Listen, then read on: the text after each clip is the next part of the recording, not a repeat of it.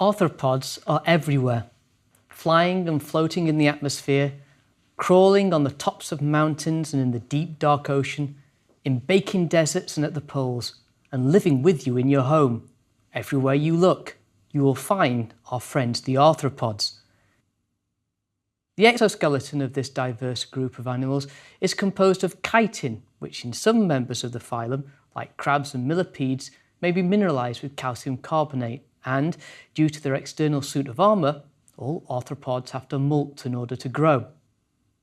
Today they are represented by four major groups: the Chelicerata, which includes the spiders and scorpions and horseshoe crabs; the Myriapoda, that includes centipedes and millipedes; the Crustacea, the tasty group, including the crabs, lobsters, shrimp, but also the tiny ostracods that secrete a bivalve shell; and perhaps the largest group, that includes both the most beautiful and most annoying arthropods, the Hexapoda, to which the insects belong, a group that has received special attention at the Smithsonian in recent years.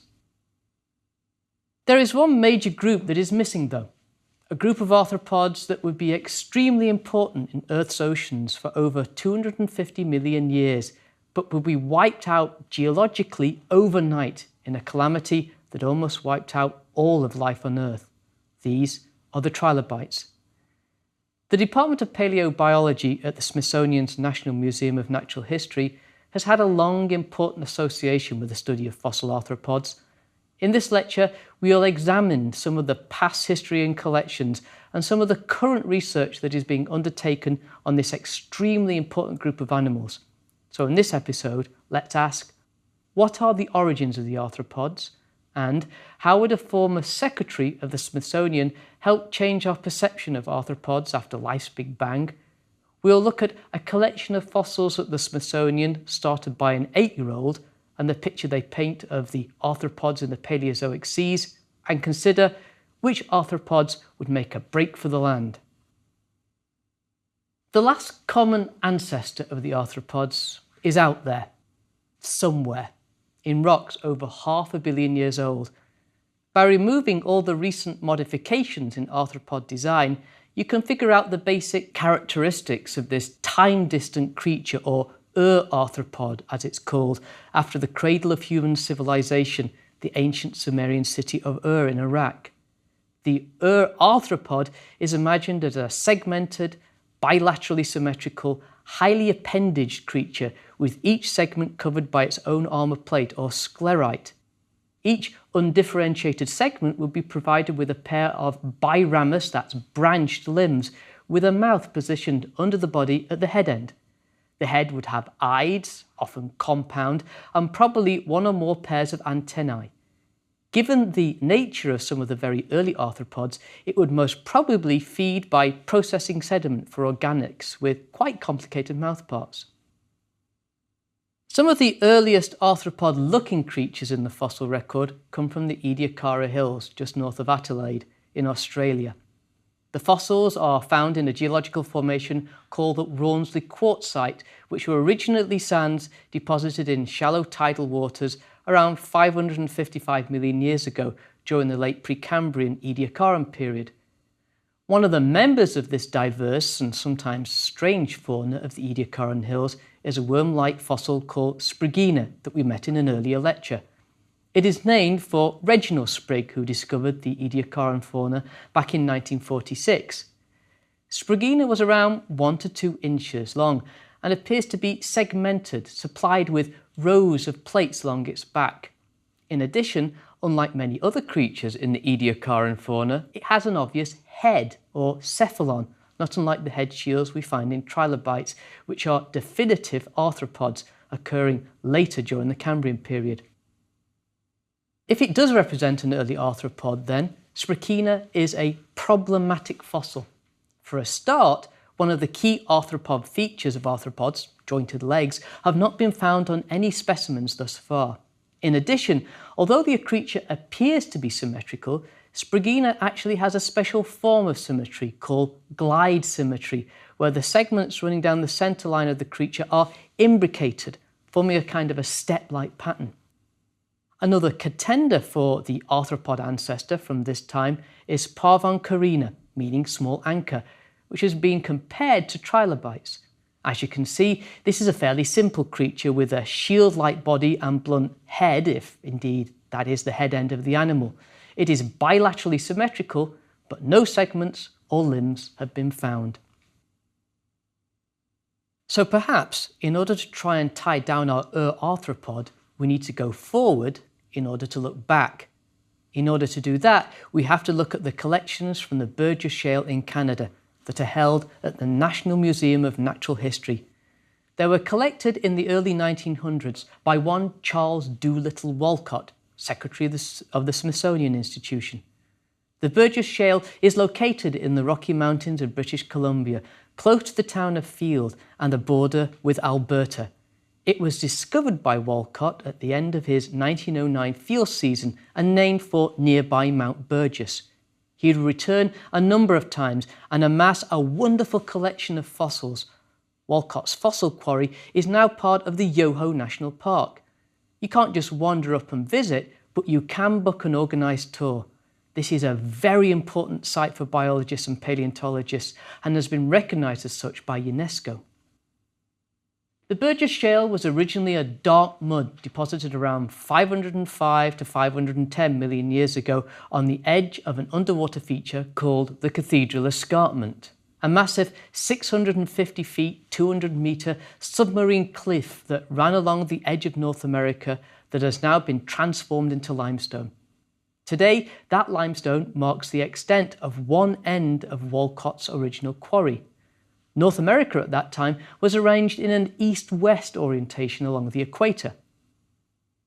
The fossils that Walcott found were originally living at the base of this cliff in calm waters, well below the churning waves, but probably just within the photic zone.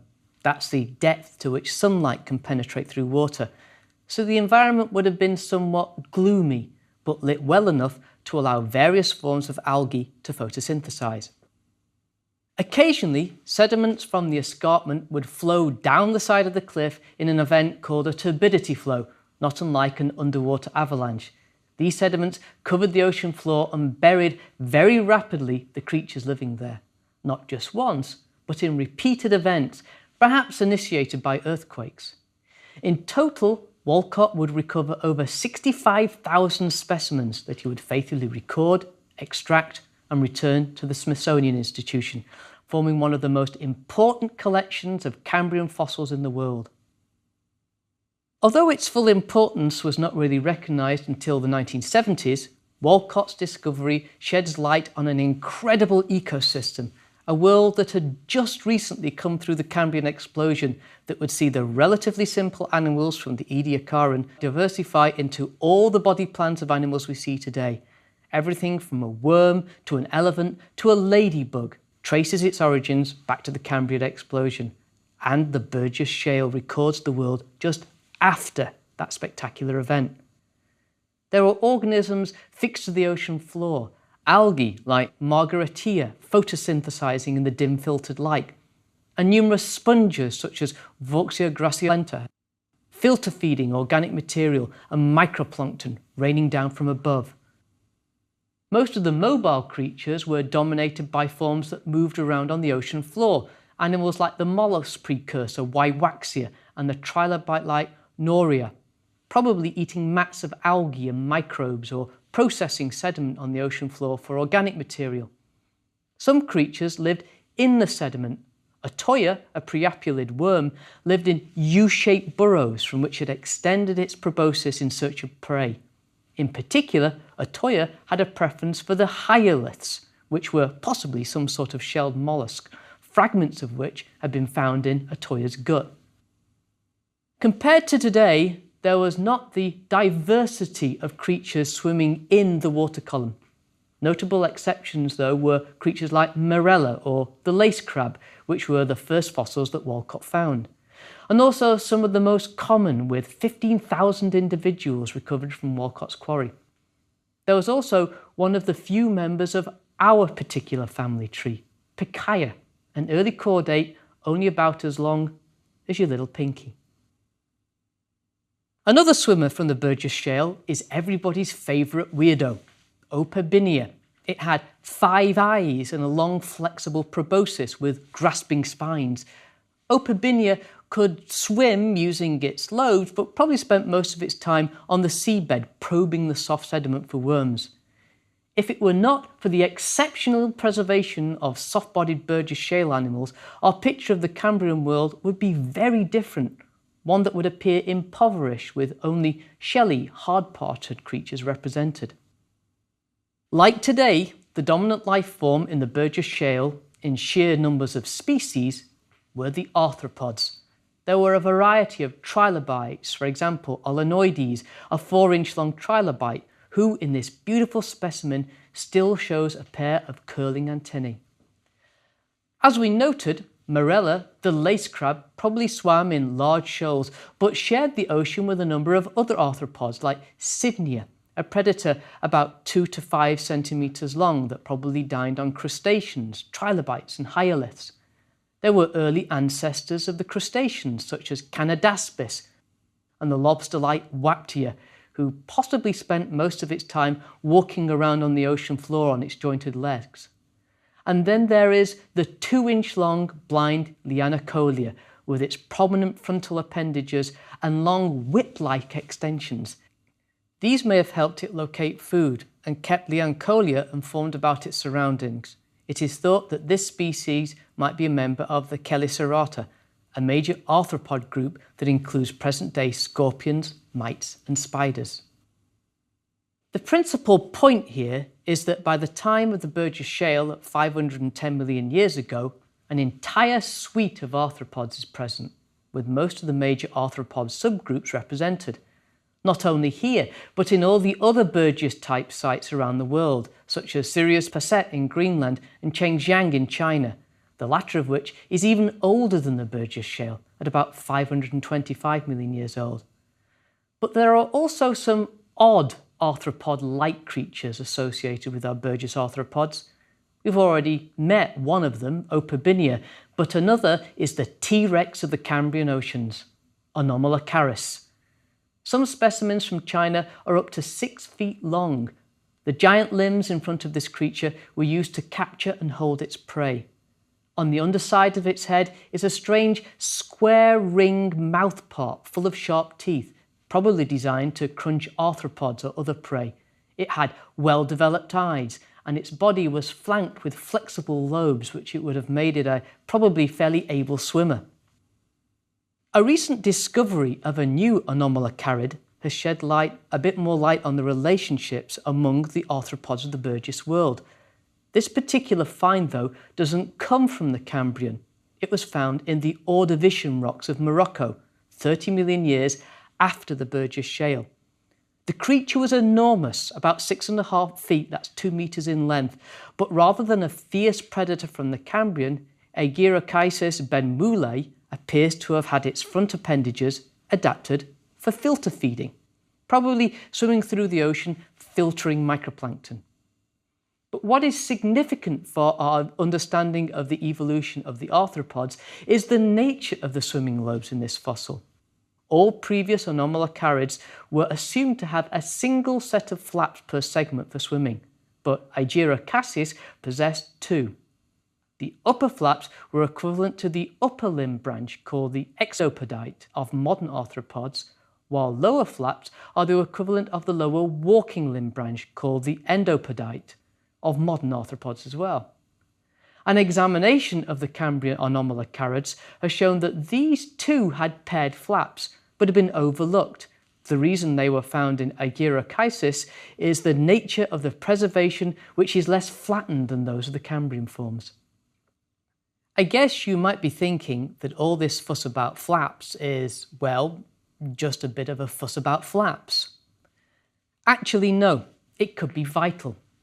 Before this came to light, the anomalocarids were a bit of a problem, an anomaly in our understanding of arthropod evolution, and did not quite fit comfortably with the general arthropod story. The discovery that they possessed 2 flaps on their segments and not 1, and that those 2 flaps were separate and not branched, put them on a stem leading to what some call the Eurarthropods or true arthropods. They represent a stage before the fusion of the expedite and the endopodite into the modern arthropod biramus limb that we see today. Or put another way, anomalocarids are more basal than the trilobites and today's arthropods. As such, the more we find out about their morphology, the more hints we get regarding the evolution of the arthropods. In this particular case, an insight into the typical Eurarthropodian biramus limb. As you can see, we are still a long way off a complete understanding of the evolution of the early arthropods, but new discoveries, particularly of beautifully preserved Burgess-type material, is certainly helping to clear the fog that surrounded the origins of this most important phylum. Right now, though, I would like to focus on just one of the components of the Burgess shell fauna that would diversify into one of the most successful groups that spread through the oceans of the Paleozoic, the trilobites. Dr. Robert Hazen is a senior scientist at the Carnegie Institution of Washington. He is a mineralogist and astrobiologist and has a keen interest in the role minerals have in the origin of life. We explored his ideas in an earlier lecture. He also just happens to have one of the most wonderful trilobite collections in the world that he has been collecting since he was 8 years old. And in 2007, he donated the collection to the Department of Paleobiology. 50 of these beautiful fossils are currently on display at the National Museum of Natural History. So who were the trilobites? They first appeared about 521 million years ago.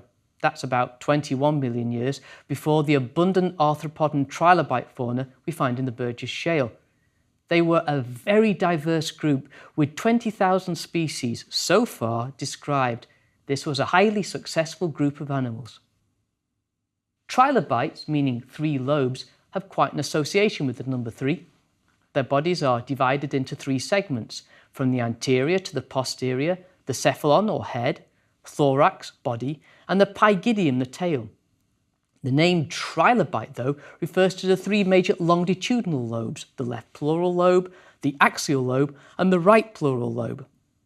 The living Paleozoic trilobite was provided with jointed legs, gills, and antennae, like other arthropods. In general, though, it is only the hardened calcium carbonate or calcite of the outer shells that gets preserved. Like all arthropods, trilobites had to molt to grow. They had a life cycle that started with a tiny larvae that was a fraction of a millimetre across, called a protaspid, that probably had a planktonic lifestyle. As it matured, it would start to differentiate into a head and tail, and then expand by adding segments to the thorax until they reached a point where no new segments were added. After the addition of segments stopped, the creature just grew in a general size increase after each molt. We even have some clues as to how at least some trilobites would mate. There are a number of instances where trilobites of one species, what we call a monospecific assemblage, have been found preserved in large clusters that appear to represent a life assemblage. In other words, they have not been transported and concentrated together after death. A remarkable discovery in Portugal of some large trilobites around 27 inches long, that's 70 centimetres, was published in 2009 by the Geological Society of America. Researchers from Portugal and Spain, including Juan Gutierrez Marco, describe incredible clusters and long lines of trilobites.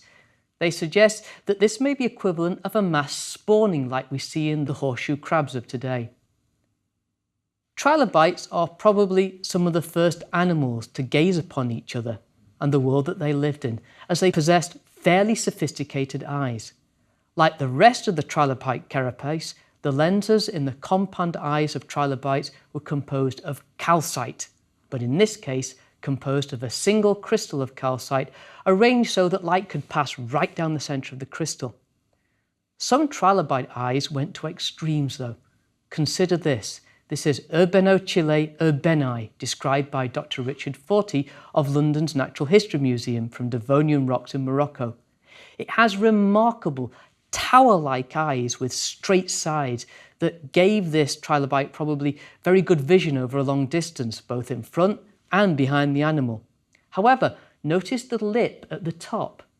Dr. Forti suggests that this is a sunshade. The species probably lived in shallow, well-lit waters, so may have needed to shield its eyes from the sun.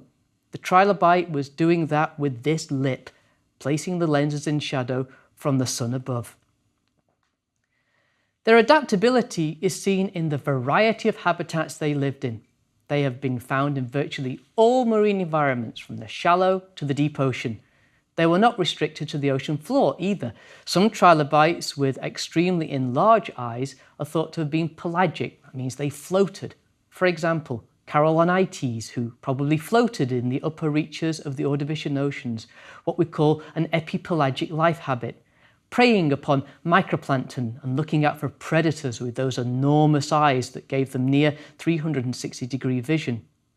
Some larger forms, like Parabarandia, about 1 foot long, were likely active swimmers, their streamlined bodies cutting through the water efficiently while being propelled by strong swimming legs, as has been suggested by the large muscle attachments found on this animal. Their diversity is also seen in the different ways in which they fed. Important clues come from a structure on the underside of the animal called the hypostome, situated by the trilobite's mouth. In many trilobites, the hypostome is fixed to the animal and acted as a surface against which food could be processed. Unfortunately, we know very little about myeloid trilobite mouthparts. The forms with such a fixed hypostome, though, were probably scavengers and predators, using the structure to help rip and shred material before passing it into the gullet. There is a whole range of different types of hypostome, probably reflecting the different types of food these creatures were scavenging or hunting for. Other trilobites have a detached hypostome that in life was attached probably to a membrane. It acted very much like a scoop, which it used to funnel sediment into its mouth. These sediment processing forms are probably responsible for some of the multiple trilobite trails called Cruziana, the animal ploughing through a particular organic-rich sediment multiple times and processing the sediment as it went. A group of trilobites with a very particular and very specialised mode of feeding are the trinucleoids. They are generally found in rocks that were originally soft and soupy and have been interpreted as using their limbs to pump sediment-laden water through pits around the edge of their cephalon, the head shield, filtering any organic yummies they could find. This particular posture has been supported by trace fossils that match a trinucleid trilobite filtering food in this manner. The trilobites would have also developed a whole range of spines and complicated structures, some of which are pretty difficult to interpret. Perhaps some of the most bizarre are those that have been extracted from the Anti-Atlas Mountains of Morocco. For example, I present Walacerops, a truly strange form, and another trilobite that has intrigued Dr. Richard Forti. It comes from the lower Middle Devonian period. Not only is it provided with various long curved spines and processors, but at the front end is a long three-pronged trident.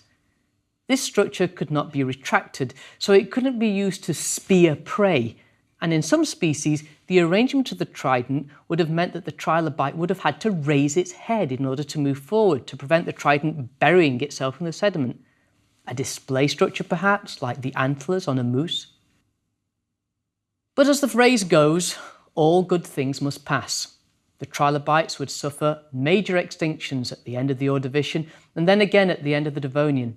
They would recover a little through the Carboniferous, but never regain the diversity they attained in the Cambrian Ordovician periods. By the end of the Permian, their numbers had dwindled to 5 genera. At the final devastation that rocked the biosphere 252 million years ago, the trilobites were in a very precarious position with a restricted distribution in shallow marine environments that would be hit hard during the mass extinction. Even with the sad passing of trilobites, arthropods would continue to spread and diversify, but there was another vast area of opportunity that they were primed to exploit. The land was waiting and arthropods would be the first out of the blocks. Examine any arthropod and you can clearly see why they were probably some of the first animals to make the break from the ocean to the land. Their external exoskeletons could act a bit like a spacesuit on land, and many groups of aquatic arthropods had already evolved limbs, placing them a step ahead of our group, the vertebrates, who would have to turn fins into limbs through transitional forms like the famous Tiktaalik.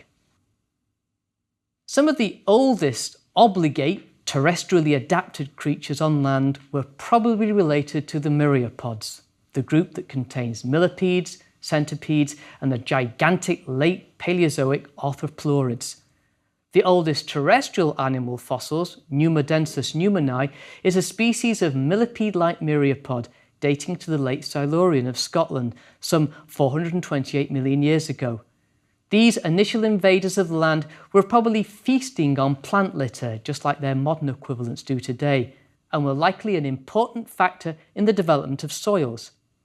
These detritus feeders were rapidly followed by a wave of other arthropods, the Chelicerata, the group that includes mites, scorpions and spiders. Some of the first predators in these low-lying Paleozoic forests of plants that probably would have been no higher than me or you were the Trigonotarbids, an arachnid but not yet a true spider.